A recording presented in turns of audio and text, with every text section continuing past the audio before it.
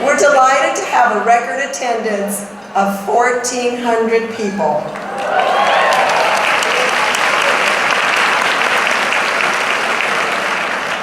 I'm Irma Tudor, a member of Hudson Alpha's Board of Directors, and your MC for today's event. On behalf of everyone at Hudson Alpha and the Hudson Alpha Foundation, thank you for being here today. As is tradition, and those of you that have been with us for many years, you know our tradition. I invite you to take and proudly wear the pink and teal ribbon placed at your table as a symbol of why we're here today. Today, we join together to support each other and share individual and collective experiences. We put our arms around those who are fighting breast and ovarian cancers, and we salute those who fought the battle. Those who won and those whose lives and deaths have made us committed to finding improved diagnostics, treatments, and yes, even cures. If you were at last year's Tie the Ribbons event, you will remember that Dr. Mary Claire King, our keynote speaker, and the scientist who first discovered 2 hereditary breast and ovarian cancer genes, issued a challenge to Hudson Alpha. She said, if this community put man on the moon, we should be the first to offer genetic testing for free for every 30-year-old woman, regardless of family history.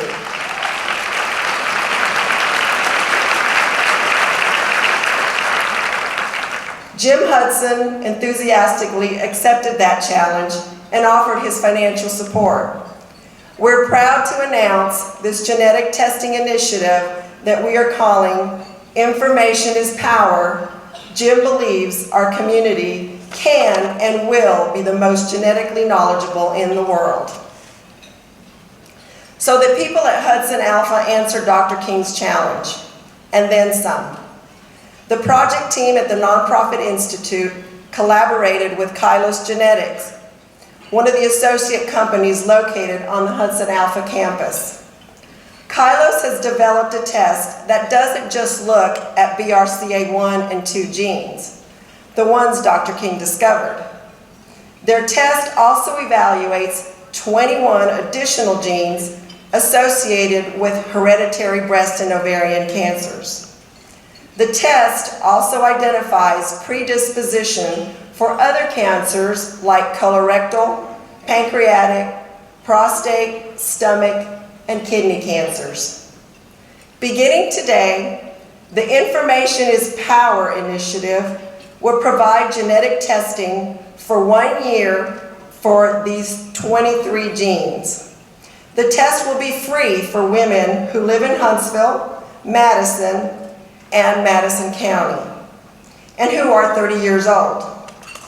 So if you're born between October 30th, 1984 and October 28th, 1986, you're included in the 30-year-old age group. But Hudson Alpha wanted to make the testing available for anyone in our community who's interested in learning this information.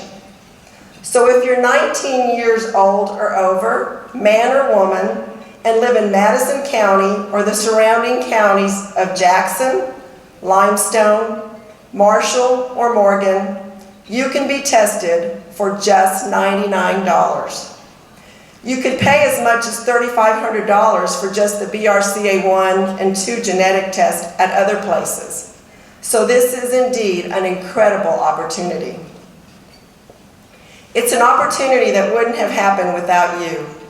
The funds raised from this event, Tie the Ribbons, will go toward an Information is Power genetic testing initiative. So thank you for being here and helping make this initiative possible. Hudson Alpha is the first place in the nation to announce this type of year-long, community-wide genetic testing initiative. That's pretty remarkable. When Jim Hudson and Lonnie McMillan envisioned what Hudson Alpha would become, the goal was to use the power of genomics to improve health. We are now able to do that, to offer genetic information to people in our community that has the potential to impact their health today. It's important to note that while only a small percentage of cancers are caused by known hereditary gene mutations that we know about, the impact of those cancers and mutations can be devastating. You will hear from two women today, Deborah Jenkins and Leslie Conway, whose lives were greatly impacted from information they learned through genetic testing. Both of these brave women made decisions about their health care based on that vital information. In their specific cases, information truly was power. The information you learn today is also power. HudsonAlpha recognizes that not everyone may want to take this test. We aren't here today to advocate that you do or do not do the testing, but we do want to empower you with information about this type of testing and hope you will ask questions, consider carefully, and have conversations with your family about this test. We hope to give you food for thought at this luncheon to help you make an informed decision that's right for you. The field of genomic medicine has come a long way since the first human genome was sequenced in 2003. Now we can sequence a genome in hours and provide meaningful information about disease risk and more. Any scientist at HudsonAlpha will be quick to tell you that we don't know everything yet. In fact, we are only at the tip of the iceberg. But we are learning about our DNA and the interaction with human disease and medicine faster than ever before. This is a very exciting time for discovery and application to our personal health care. And information is power is just our first step into this space. HudsonAlpha has recruited a clinical genomics team to open the world's first clinic entirely dedicated to the practice of genomic medicine. Dr. Kimberly Strong, today's keynote speaker, is a member of that team. We welcome her to Huntsville and to tie the ribbons today. I would also like to recognize several other people who are with us. And please hold your applause until all have been introduced. HudsonAlpha wants to recognize the outstanding support of our local governments in supporting Information is Power. A big thank you to Mayor Tommy Battle, Mayor Troy Trulock, and Madison County Commission Chairman Dale Strong, who are with us today.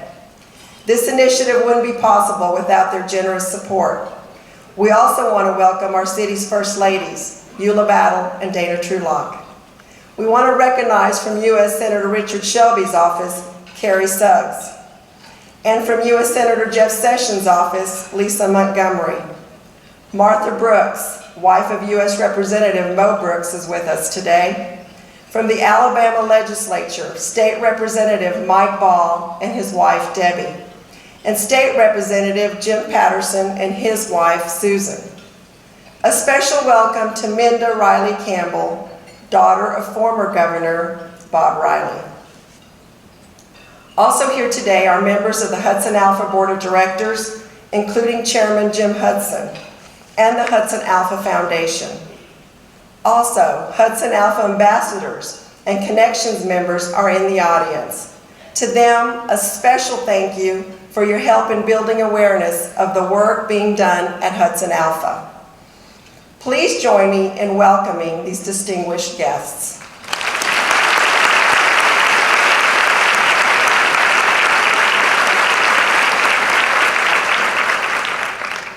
It is also my privilege to thank and acknowledge our Tie the Ribbon sponsors, especially our presenting sponsor, Alabama Media Group, and our original sponsors, Cindy and Richard Jackson and First Commercial Bank. Thank you also for our founding sponsors, Bill Penny Toyota, Blue Creek Investment Partners, Century Automotive, Illumina, InfoPro, Intergraph, Lamar Advertising, Scott and Kathy Ludwig, and the Madison County Medical Society. We also thank the many gold and pink and teal sponsors who are supporting Tie the Ribbons and are with us today. And now I invite Reverend Carrie Holder Joffrion to come forward and offer our invocation. We will continue our program once everyone has had an opportunity to enjoy the meal and each other's company.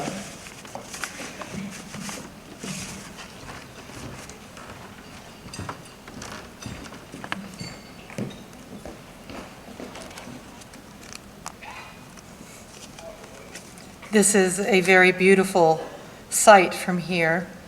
All of these hearts gathered in abundance as this wellspring emerges among us yet again in this fair city for the good and alleviation of human suffering. It's conventional to blame secular science and anti-religious philosophy for the eclipse of spirit in the postmodern. It would be more honest to look at its decline not because it was refuted, but lost its wonder, had lackluster, not because it has lost its love, but because it's become dulled and blunted, even oppressive in its supremacy of the past. And when spirituality becomes an heirloom instead of a fountain, a doctrine instead of inquiry, the message of compassion is lost and the matrix becomes meaningless. Today we come together to celebrate something quite different, life not lost in the living. And we reclaim wisdom that is not lost in knowledge. And we reclaim that knowledge, in fact, can be power, and when coupled with wisdom, can actually bring transformation. The power of genomics can be the power of wisdom if we continue to unlock and wonder and be grateful and have the brilliance that is associated with inquiry and question revitalized. So as your conscience gently allows you today, because we respect the dignity of every human person here, please join in a moment that is probably more important than we are consciously aware. When rare silence and presence together as an ingathering of hearts, minds, and spirits, and with the source of wisdom, allows us to collectively state silently an intention for compassion and limitless possibility, and a communal blessing of the work of HudsonAlpha and genomics as limitless possibility for the alleviation of human suffering and for the elevation of compassionate solution. Let us gather in silence for one moment to this beginning and end, to the end of suffering and disease, as your conscience gently allows in this moment.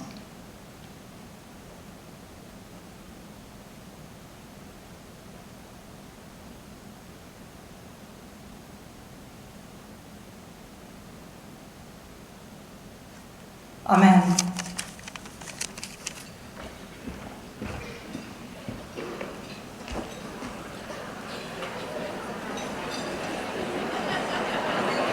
This site is included in the information you will receive in your gift bag. It's important to note that hereditary gene mutations are exactly that, hereditary.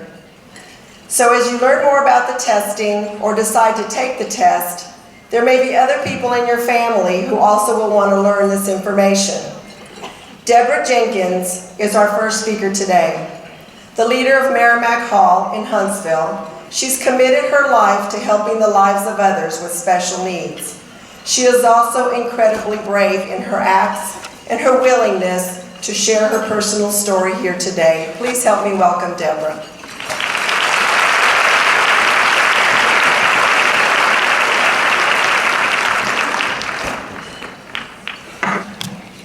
Okay, I have to tell you I'm nervous.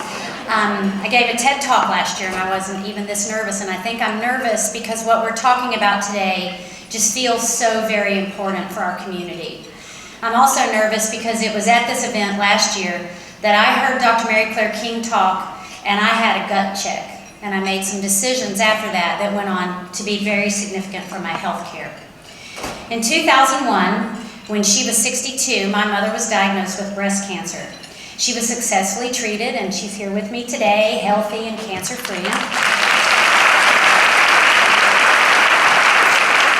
Now, my mom's an only child, but get this, she has 34 first cousins. 20 of them are women, and between 2001 and 2013, nearly every one of them was diagnosed with breast or ovarian cancer. And so as their doctors began recommending genetic testing, woman after woman after woman was positive for the BRCA mutation, and when the next generation started being tested, the results were the same.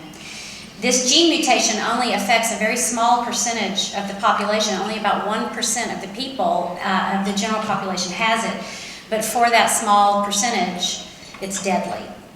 I was positive for BRCA1, and I was told that I had an 87% chance of developing breast cancer before I turned 60.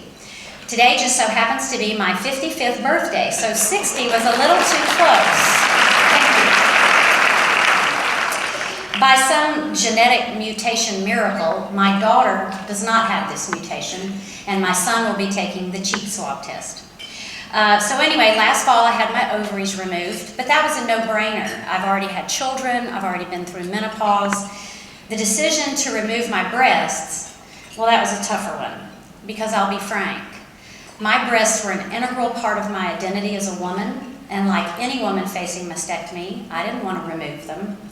And then I was here and I listened to Dr. King and I had that gut check and I said, what am I waiting for? So I made an appointment with a surgeon. Now, I had somehow convinced myself that an elective mastectomy would probably be like, cosmetic breast surgery, just a little more drastic. But as the surgeon laid out the facts, my heart sank.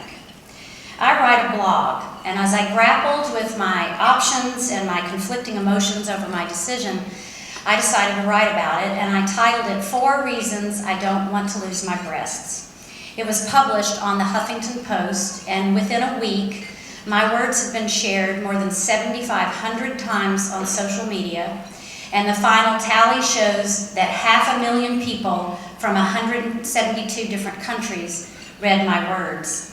And suddenly, that small little percentage didn't seem so small anymore, and I knew I wasn't alone. My blog introduced me to an amazing sisterhood of women. They call us previvors. We are preventing breast cancer by taking aggressive action. We're surviving breast cancer by taking aggressive action to prevent it. I received hundreds of messages from women all over the world, but one from a young woman in London resonated the most. These were her words. I'm 36 and I found out 2 years ago that I have BRCA, but I didn't do anything about it. I had 3 babies under the age of 6 and I was busy. And then 6 months ago, I found a lump while I was in the shower, and now everything has changed. I know I won't live long enough to see my little boys grow up. I might not live long enough to see my youngest start kindergarten. Please don't wait. You have grandchildren you'll want to meet someday. My friend Elizabeth Heron arranged for me to meet with Rick Myers. And he talked to me for about 2 hours, and I'll be honest, most of what he said went right over my head. But I did leave that meeting with a better understanding of what the odds meant for me. So in March, I had a preventative double mastectomy with immediate reconstruction. I'm sure that I would have wondered for the rest of my life if surgery had really been necessary.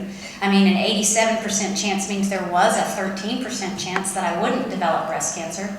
But it turns out all you geneticists were right, because the pathologist told me that my left breast had been riddled with precancerous atypical cells, and it would have been less than 2 years before I found a lump. Our community has navigated uncharted scientific territory before. It was our rocket scientists and engineers who first put man on the moon, and it will be our geneticists and the physicians at HudsonAlpha who will make the next breakthroughs in cancer research, pharmacogenomics, and personalized medicine.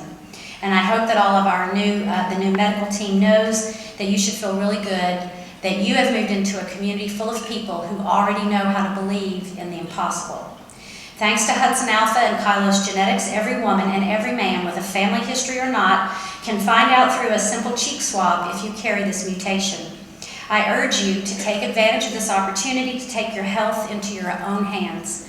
This test can provide information that could be potentially life-saving for you. More broadly, this initiative will be important to future research projects. If you're willing to be contacted about those projects, please remember to check that box when you register your test. Through that research, the next big breakthrough could happen. I was given information that gave me the power to make the right decision for me, one that was deeply personal and is different for every woman. I'm confident that the team at Hudson Alpha is on the cusp of bringing new information and new power that will empower all of us and will change the world. Thank you.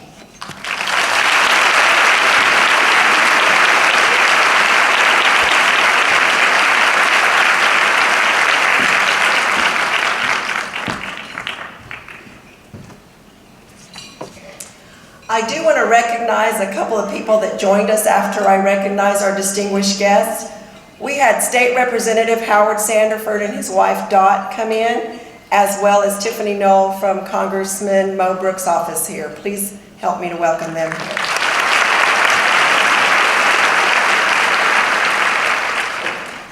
Thank you, Deborah, for sharing your story. We appreciate your courage. Now I'd like to introduce Leslie Conway. Leslie is the Vice President of Global Marketing at Digium. Her story is different than Deborah's and shows another way genomics can provide powerful information in the treatment of cancer. Help me welcome Leslie.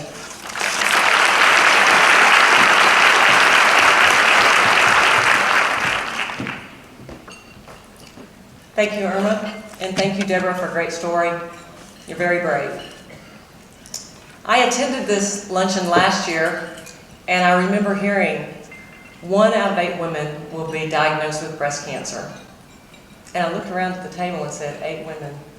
There's 8 people at each of these tables, and 1 will be possibly diagnosed with breast cancer.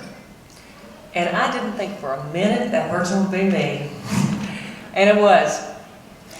After all, I had my annual mammogram in August, my annual OBGYN appointment in November.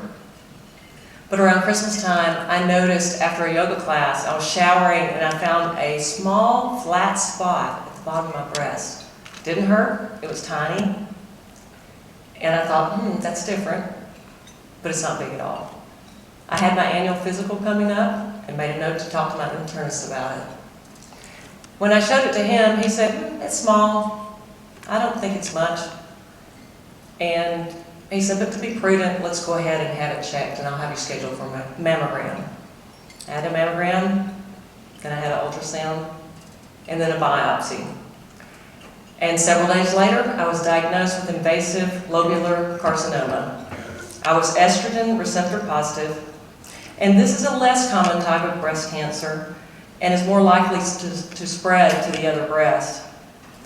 And it presents itself in flat sheets. It's not lumpy or bumpy, it's flat. I'm an engineer by training and immediately went into project management mode to make the best decisions of how to move forward. With research and advice from my doctors, I decided for me, the best course of action was double mastectomy with immediate breast reconstruction instead of the other common option of lumpectomy followed by radiation. I knew going forward that this type of cancer I had is likely to spread and it's hard to detect. And I didn't want to constantly worry that it might have spread to the other breast. Bilateral mastectomy and reconstruction was my personal choice. It's not right for everyone, but it was the right choice for me. I believe in the concept of information is power, and I feel it's my responsibility to learn as much as I can about my healthcare options. And being the techie person that I am, I was very happy to hear my oncologist suggest that I have 2 genetic tests done because they would provide information that would allow us to make an informed decision about my care going forward. And the first was a multi-gene hereditary cancer screening test, very much like the one that Deborah had. And fortunately for me, that test was negative. That doesn't mean I won't get those cancers in the future, but I'm thankful I don't have those gene mutations that would put me at a higher risk if I had tested positive. I'm glad I had the test and know this is just one less thing to consider going forward. Now the second genetic test, this is the interesting one that I had never heard of before. It's called a pharmacogenomics test, and my oncologist ordered it from actually Kylos Genetics here in town. He ordered it because he wanted to check to see how my body would metabolize tamoxifen. And I had never heard of pharmacogenomics.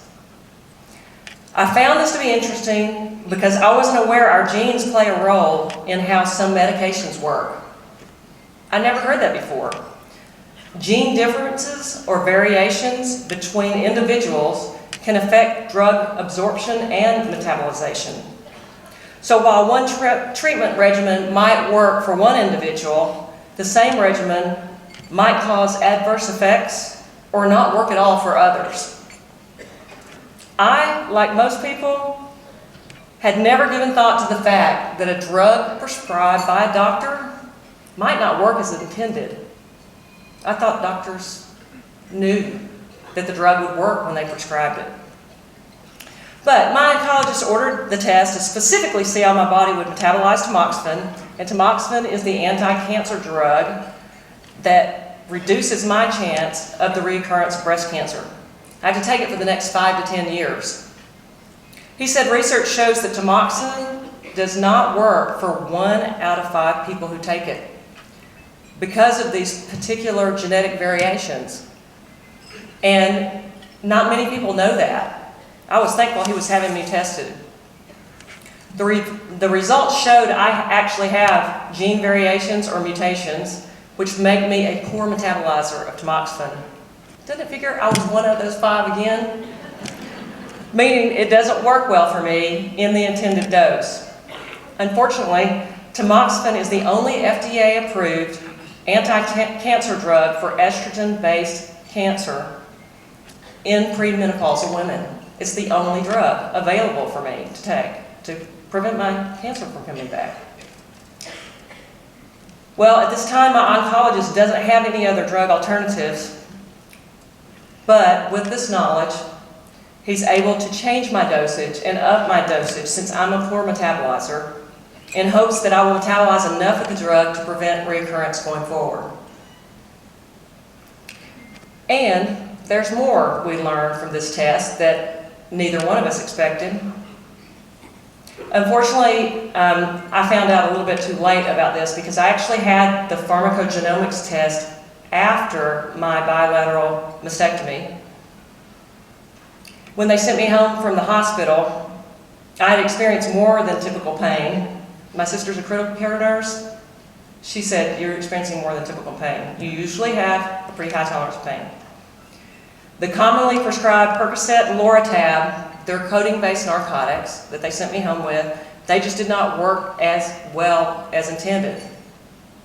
But from this pharmacogenomics test, we found that the genes that metabolize codeine-based narcotics are the same genes that metabolize tamoxifen. And that's why the pain meds didn't work. So it's nice to know that now. It would have been nice to know that before they cut my breast off.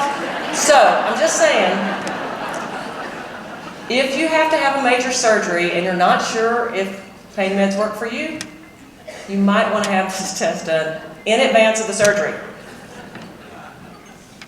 In the spirit of information is power, I encourage you to learn as much as you can about your health and healthcare options. I'm thankful my oncologist introduced me to this technology and is adjusting my tamoxifen dosage now, giving me the best chance at preventing a reoccurrence. The same is true for the pain meds. Believe me, like I said, you want to know that they work before you need them. And the pharmacogenomics testing, it can offer insights into many classes of drugs, not just tamoxifen and pain meds. Those are just the ones that happen to affect me. And you can find a long list of drugs on the Kylos website that the test will cover. They include things like antidepressants, blood thinners, statins, stomach acid reducers, other cancer drugs, and many, many more. So if you're taking any of those medicines, or if you're about to take any of those medicines, wouldn't you like to know if they'd work before you started taking them? I think this is just an awesome concept. Yes, I'd like to know. Anytime I have a drug going forward, I'm going to go to the list and see if it's on there. At this point, I've proactively given a copy of my Kylos test results to my doctors so they have it for future reference. This is data that will be valuable for the rest of my life. This is my genetic makeup. Since we inherit these genes from our parents, I've also had my son Ben tested to make sure we understand how his genes might affect medicines that he might need in the future. And I encourage all of my family members to be tested as well. This type of personalized medicine is so new, many doctors are unaware it's available and affordable and have not been trained to understand it. You may have to be the one to introduce this new technology to your medical professionals. I had to introduce it to mine, not my oncologist, but others. I expect in the future that we'll always have these tests, and we will probably be commonplace to take them before you take any new medications. In the meantime, we're blessed to live in this high-tech community that's truly on the leading edge of developing this new science through HudsonAlpha and the associate companies like Kylos Genetics. They're providing us and our healthcare professionals with new information about our genes, giving us the power to take control of our own health on a personal basis. I am so thankful to them and look forward to new discoveries just around the corner. Thank you.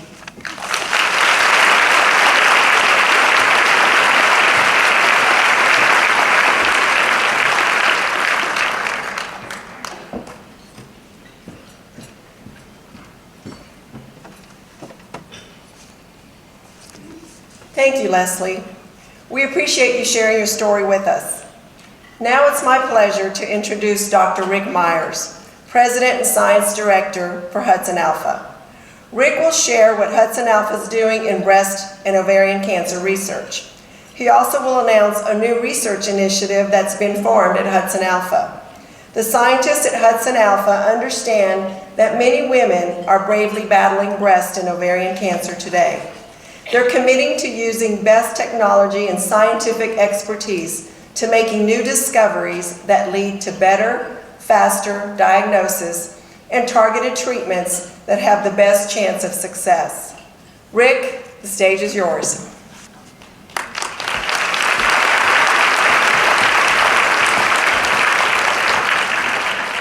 Thank you, Irma. Also, thank you both for those amazing stories.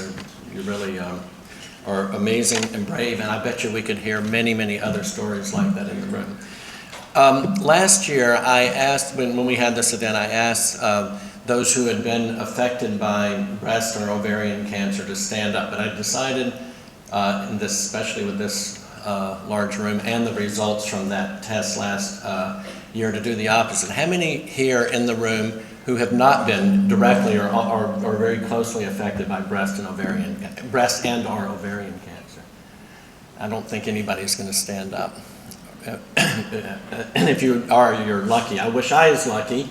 A month after our event last year, my wife Wendy was diagnosed with breast cancer. We do feel lucky because she has a type that is treatable. Of course, we've sequenced her genome and done the Kylos test and everything else. We know what she's going to be a responder and not respond to in the way that Leslie just described. So this is really personal for all of us. It is unfortunate. The numbers are really high. The fortunate thing is that we are heading in a wonderful direction in terms of, we already have, at least there are some drugs, there are becoming more, and all the research and the advances that we're talking about I truly believe will completely knock these diseases out within a few years, or certainly within 10 or 20 years. That's our goal, and we all are doing this together. Last year, we shared, and you've heard about the Breast Cancer Initiative to raise funds for HudsonAlpha to do research, to do more research in breast and ovarian cancer. We had done almost no ovarian cancer research and had done some breast cancer research. It was remarkable. That event, the event here, as well as a group of 11 remarkable women who gave their time and funds to support it, and then a match by the Lonnie McMillan Fund for Excellence raised almost $600,000. That's great for this. And what that allowed us to do.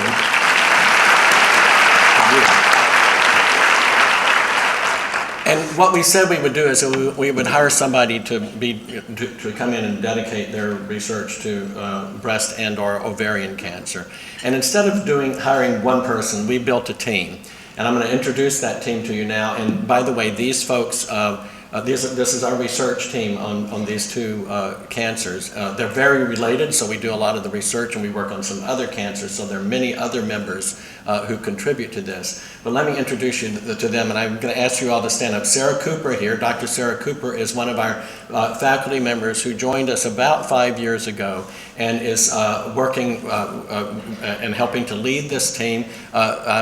Becca, I won't ask you to stand, but Becca Arend is here, who is Sarah's and the group's big collaborator on ovarian cancer from UAB. The others who are here, who are part of this team, are Joy Agee. I think they're all sitting over here. Joy Agee, who's a graduate student at UAH, who is finishing up her graduate work and works on triple-negative breast cancer, one of the hardest ones to treat. Marie Kirby, who is a senior scientist who's in the laboratory. Brittany Lassane, a postdoctoral fellow. Liz Worthy is somewhere as part of this team as well. I saw Liz over here somewhere. Liz, there she is, right here. And then Dima Starenki. We do allow the occasional man to work on breast and ovarian cancer. Dima is part of this group. And this is just the group who are dedicated to those cancers. You can sit down now, folks, if you want to.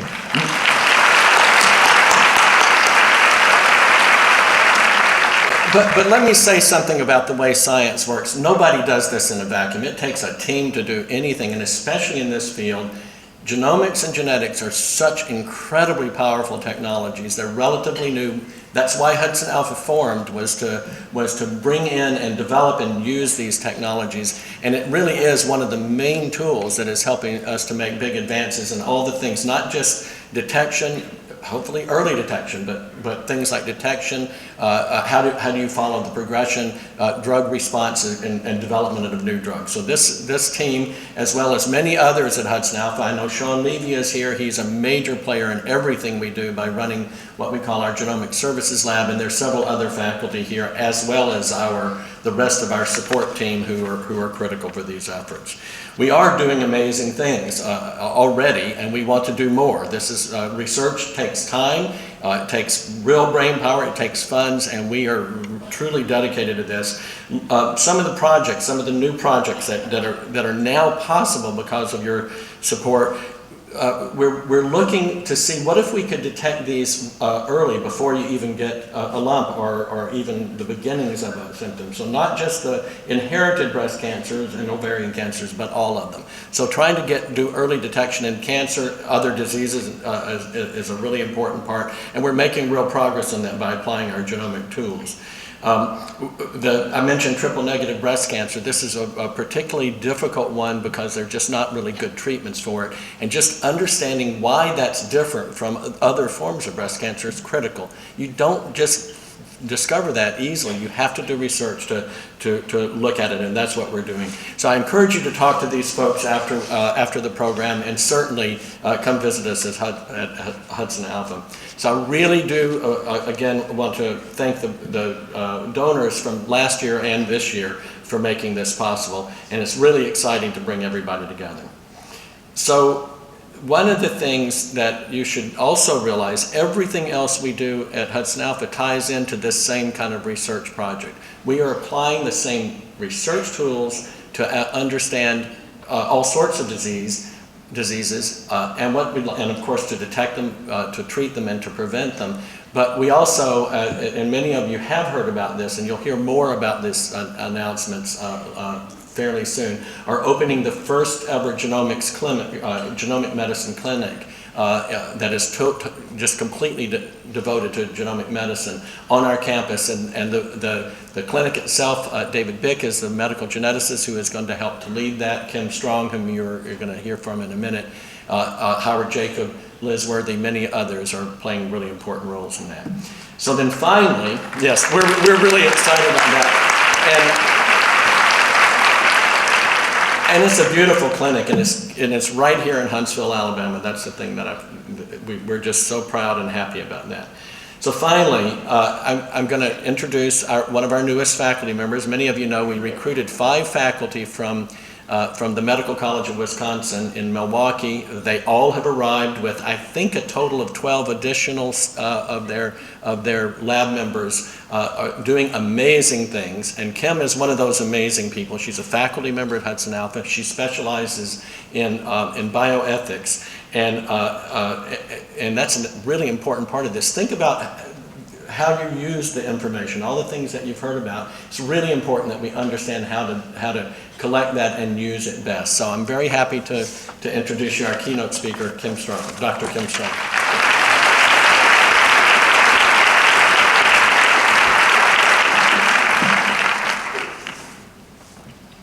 Wow, this is an enormous group to speak in front of. And I'm really, really fortunate and quite proud, frankly, to have been asked to do this today. This is both professionally important and personally important, and I'll share a bit of that with you as we go forward. I'm truly honored to be on this stage following the other folks that you've already heard from today. I want to say a special thanks to Leslie and Deborah. I know how difficult it can be to share your story. It's important that people do share their stories, but I think it's also quite a personal thing to do. There we go. So some of you were here last year to hear this awe-inspiring woman speak. Dr. Mary Claire King, of course, as you've heard, is the person, the scientist, who discovered the BRCA genes and kind of put us on this path to where we are today. I met her a few years ago, and I have to say that I was a bit starstruck. She, in the world of genetics, is a true rock star. As you know, she issued a challenge to us to start screening women when they're 30 years old. And it was out of that challenge that the Information is Power initiative was imagined by some forward-thinking folks in this room. This is a groundbreaking initiative that certainly has the possibility of providing access to information that can be life-saving. To be able to say that my job is to help think of ways to move these kinds of projects forward is a true honor. It's really the sort of thing that people like me, academics like me, dream of. So thank you to all of you today. You're helping me live one of my dreams, to play some role in this. Next slide, please. So as we've already heard, this initiative involves 23 genes. Some individuals are going to learn that they carry a specific variant or mutation. And as illustrated by Deborah's story, that information can be powerful in your clinical care. Indeed, information is powerful when properly understood. Information can also be powerfully misleading if not understood properly. So let's talk about what this test can and can't do. We want to ensure, of course, that this initiative has the positive impact that we all know it can.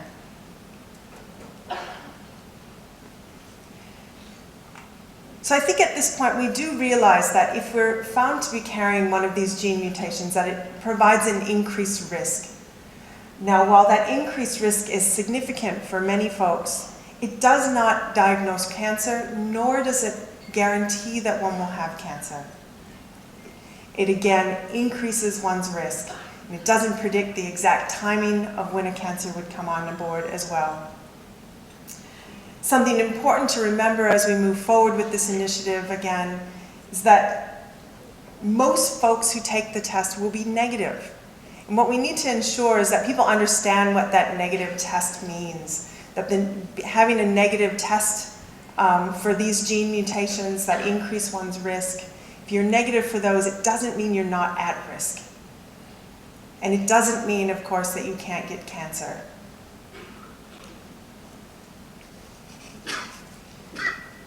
So if we're looking here at the crowd of 100 folks. And of those, if you think of 1 in 8, it's a 12%. So about 12% of people are likely to have cancer, in breast or ovarian cancer, in their lifetime.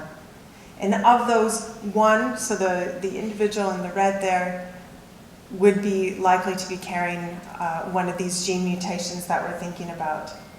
For that individual, this is extremely important information. Now, it may be that the other 100 were tested and they found out that they were negative for that gene, for those gene mutations. But it doesn't mean that the other 11 won't get breast cancer.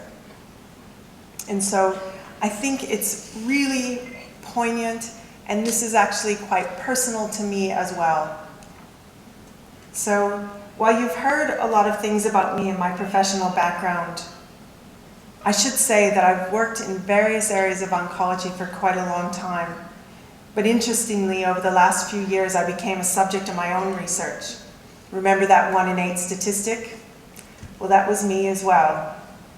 I've kidded my friends at times, and this, for those that know me, will know that that's a bit of my sense of humor, where I've sat them down and said, all right, ladies, I've taken this one for the team.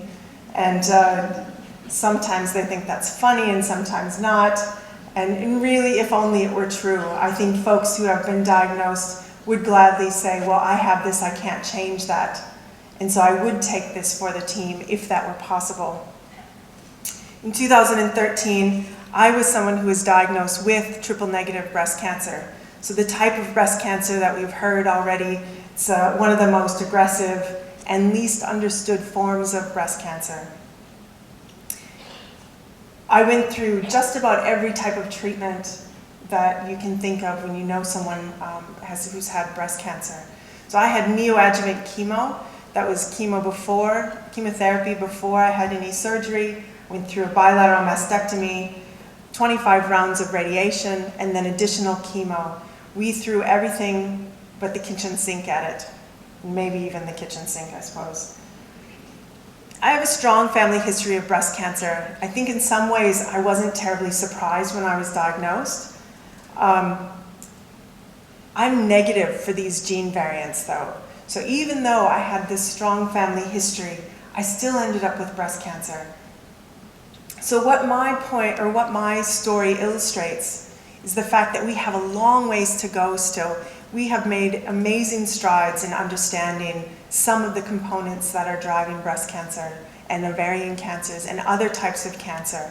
But we still have folks like me in situations where I didn't have a way to know in advance that I might be at that increased risk other than my family. And in fact, my family didn't look to be quite as strong history when I was first diagnosed. I had grandmothers that had been diagnosed with breast cancer. There looked to be a generation that was maybe a protective generation. Unfortunately, shortly after I was diagnosed, I had an aunt diagnosed, so it filled in that generation. So while there are ways to potentially detect breast and ovarian cancer, breast cancer early, through other technologies like mammograms, MRIs, ultrasound, and the ever-important self-breast exam. I've already heard from one person who identified her breast cancer through a self-breast exam. I did the same, was between times when I was due for my scans. And unfortunately, we don't have good ways to pick up ovarian cancer early at this point. So again, I think folks working in oncology, we're always looking for ways to try and identify people who might be at increased risk in order to look at ways that we could potentially avoid them ending up with cancer and not be in a situation of having more people diagnosed. Next slide, please. So I'm going to put my bioethicist hat on. When I was introduced, I know Dr. Meyer said Kim's a bioethicist with us, and that's true, and I imagine many of you wondered what the heck that is. In fact, I can look here at my husband and my mom, and they probably would say, yeah, we're still not exactly sure what that is. So I'm going to give you a little bit of insight to it. So I do happen to be trained in genetics, but I also trained in philosophy. So it looks at ways that we can understand how people are thinking about things and looking at what we should and how we should move forward with various technologies. So when it comes to genetics, I tend to look at the ethical, legal, and social implications of the genetic and genomic technologies and look at ways that we can move those technologies forward while keeping in mind some of the components of uncertainty, the risks that might be involved in that as well.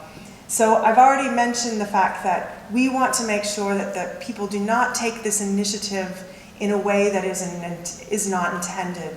For instance, we don't want people to be falsely reassured by a negative test and think that because they have a negative test, they don't have a chance for breast or ovarian cancer, or that they no longer need to go to those mammogram appointments.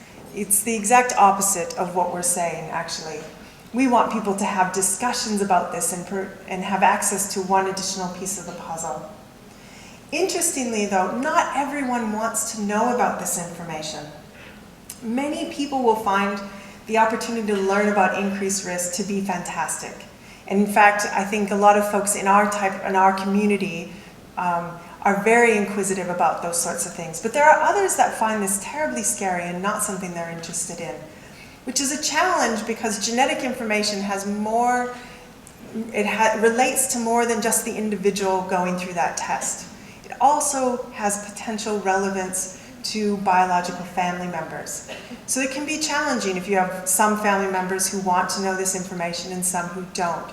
It certainly challenges the way we think about autonomous decision making. When we make other types of decision, we think, I'm making this decision for myself, and you forget that it may have impact for others. So again, it's another opportunity for discussion. And the last thing I have on this slide is just a reminder that while we have some legislative and legal protections in place around genetic information, there are limitations to that. The particular information that is protected through this legislation, the Genetic Information Non-Discrimination Act, is about employment and health insurance. There are some insurance that are excluded from that, such as life insurance and long-term care and disability insurance. And there are reasons for that I won't go into today, but I know due to that, I think that it's certainly possible that some people may want to consider whether or not they want to look at those policies prior to having genetic testing. Now, if it's of any comfort, I have spoken with quite a few people from those industries over the years, and at the moment, the pieces of information that are holding the most weight in setting policy and premium decisions, making those decisions, are really the health of the individual and their family history. So genetic information is not currently being widely used in that manner, but because of the fact that it's possible it could be in the future, I think, again, with my bioethicist hat on, that it's important to talk about those sorts of things. Now, the way that people think about the benefits and the risks to an initiative like this will be dependent on the perspective that they bring to that situation. So the lens through which you view something can change what you see. In this picture, these two pictures, if you look on the left, you might see a young woman looking over her shoulder, or perhaps an older woman looking downwards. On the right, you may see a duck, or you may see a rabbit. So all I'm demonstrating is that perspective can change. Perhaps when I introduced what one of those things was, maybe you saw, I think a lot of people see the duck first, for instance, and then it's only when I mention the rabbit that people notice that. And so this is why I bring up these issues for discussion. Because I think that over the coming year of this initiative, there's time to think about and decide, yes, this is something that I would like to pursue.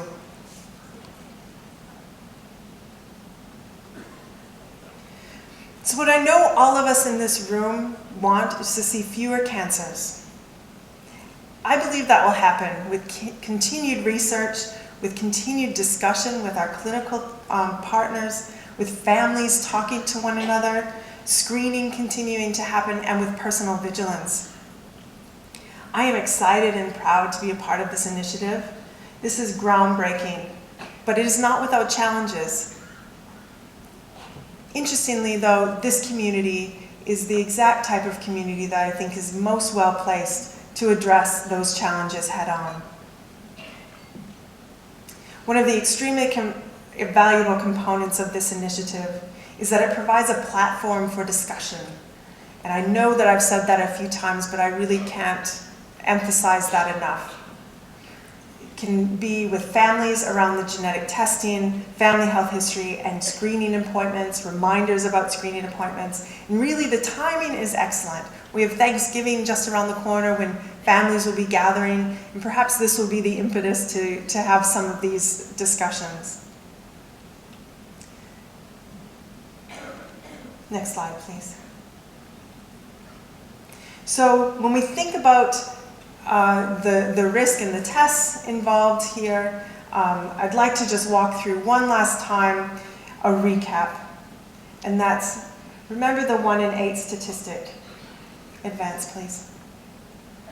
General population, we do not have anyone who's at 0% risk. So keep that in mind. That's that 1 in 8 statistic again. No one is at 0% risk. A positive test result for one of the known gene variants significantly increases one's risk.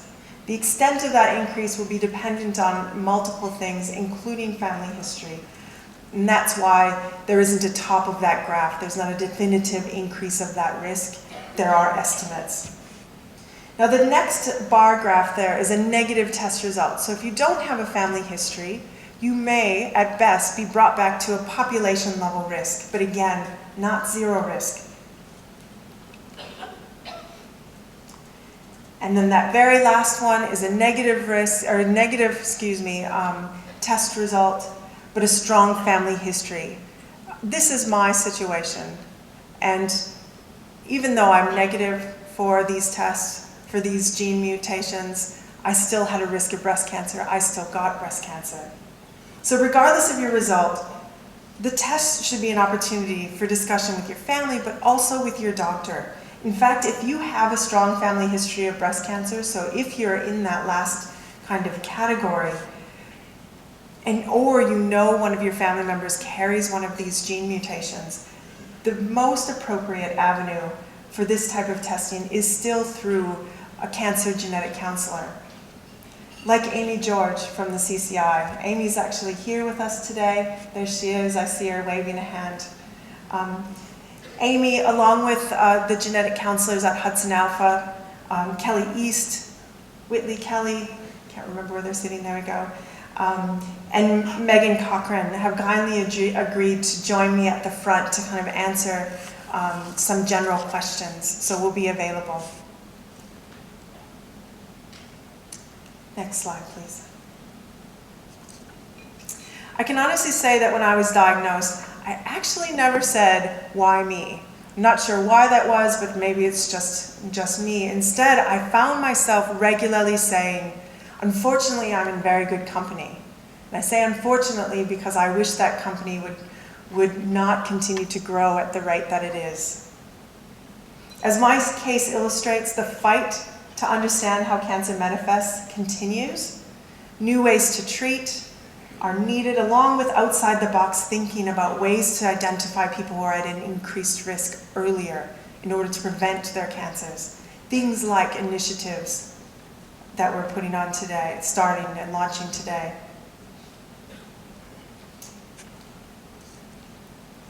Next slide, please. So as I bring my presentation to a close, I'm going to share with you some quotes that have really hit home for me.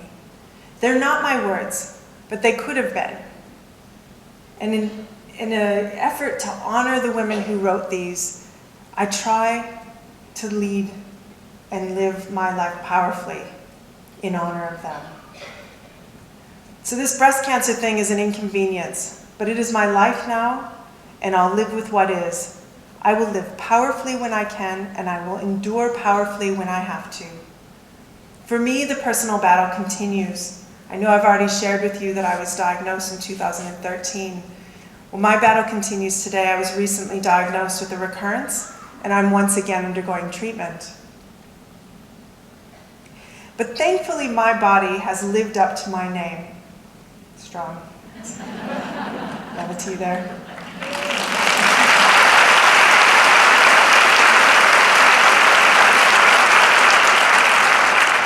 So none of us know how long our journey will be. Some of us get a reminder, might get a tap on the shoulder or a whisper in the ear. Others, like me and so many others who've been diagnosed, it's more like a whisper in the ear, a tap on the shoulder, and then a punch square in the face, that our mortality is in front of us. But I am still here, and I feel extremely fortunate that my professional journey has led me to where I am now, working on an initiative so important, at an institution so dedicated to improving the lives of the community through research and education, and in a community that has been so overwhelmingly welcoming. Whether it's through coincidence, serendipity, or God's plan, here I am. And here I'll stay, doing everything I can to work with this community on this initiative and other future projects, hopefully, as well. Last slide, please.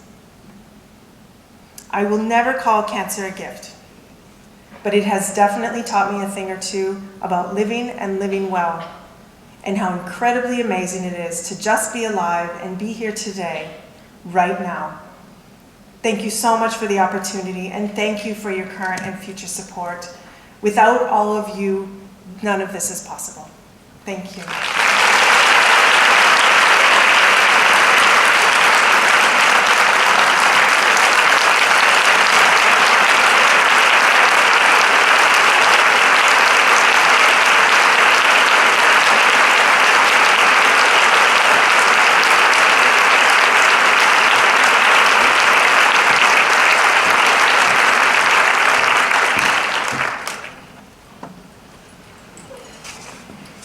Wow, what powerful and amazing stories. Thank you, Kim, for those inspiring words. Now it's my honor to introduce someone who really needs no introduction, Jim Hudson, the chairman and co-founder of HudsonAlpha Institute.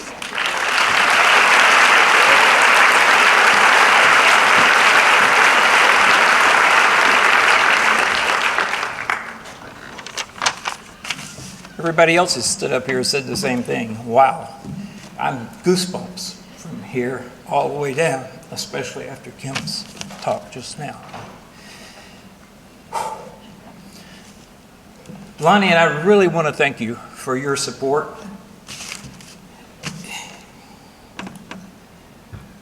I'm having a hard time here. When Lonnie and I started HudsonAlpha, we had a vision to build a community of researchers and companies that would bring genomic medicine to the clinic. And I would really like to give a shout out, along with everyone else who's been up here, to Kairos Genetics, because they are the ones who did it.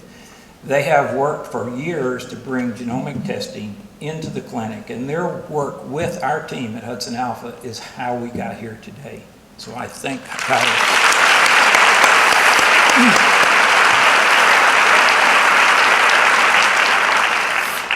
You cannot imagine how good it feels to be in a community that supports us the way you do. It makes us want to do more. It's just incredible. Sorry about that.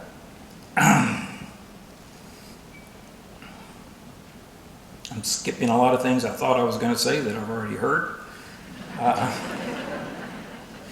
As many of you were there last year and saw Mary Claire challenge us, and I was so moved by by her talk first, and then the fact that we had awarded her a $5,000 prize for her work, the HudsonAlpha prize.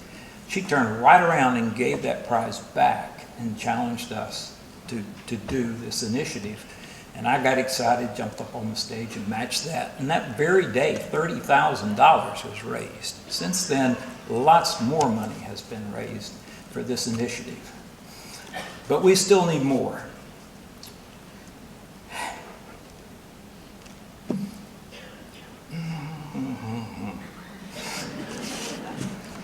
I don't know why I'm looking at that. Gives me a place to look. It just feels so, I'm just sweating. It's so exciting. I knew it would be a big room. I knew having 1,400 people here would be moving, but I did not realize how moving. I would challenge each of you to buy a test, to pay for a test for someone who can't afford it. Your money would go to give a free test to someone in this community turning 30, and we would like to continue to do this every year. So with your support, hopefully we can do that. The field of genomics is growing incredibly fast, and we're really working hard to stay at the front. We are at the front. We are leaders in the field. I think it's just amazing. I'm in a room with people who don't flinch when they hear the word genomics. When we first founded HudsonAlpha, and everybody wanted me to have a tagline, and I would talk about genomic medicine, and they would say, no, we can't use that. Nobody knows what that means. And that's kind of true, but not in Huntsville, Alabama. We know what it means, and it's just exciting to be in such a community. You're going to hear a lot about what we're doing soon. You've heard a sort of a peak announcement about our new genomics clinic, which will be opening soon. So it's just amazing, the team we brought here from Wisconsin and what you're going to see in the future. Stay in touch, keep up, great things are happening. Thank you.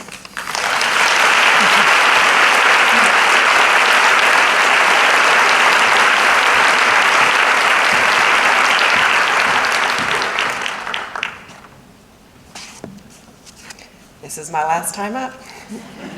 Thank you, Jim. Please remember to fill out your information cards and drop them in the baskets as you leave. HudsonAlpha will draw 3 names from those cards and offer 3 genetic testing for those 3 people. If you'd like to make a gift to HudsonAlpha and help the Information is Power initiative, you can leave your donation in the vases in the lobby. Your gift will help pay for the free tests for 30-year-olds and for breast and ovarian cancer research. We want every 30-year-old in our area who wants to be tested to have that opportunity. Your support is greatly appreciated. As you leave, you can pick up a gift bag in the lobby that includes the genetic test kit. And as Kim said, genetic counselors from HudsonAlpha will be standing by the stage area to answer any questions you may have. I hope you enjoyed lunch and hope you enjoyed all the talks. As referenced earlier, the Information is Power initiative is a very new initiative for us and for this community. As you leave, I hope that you all continue to have hope in your hearts. Thank you and good afternoon.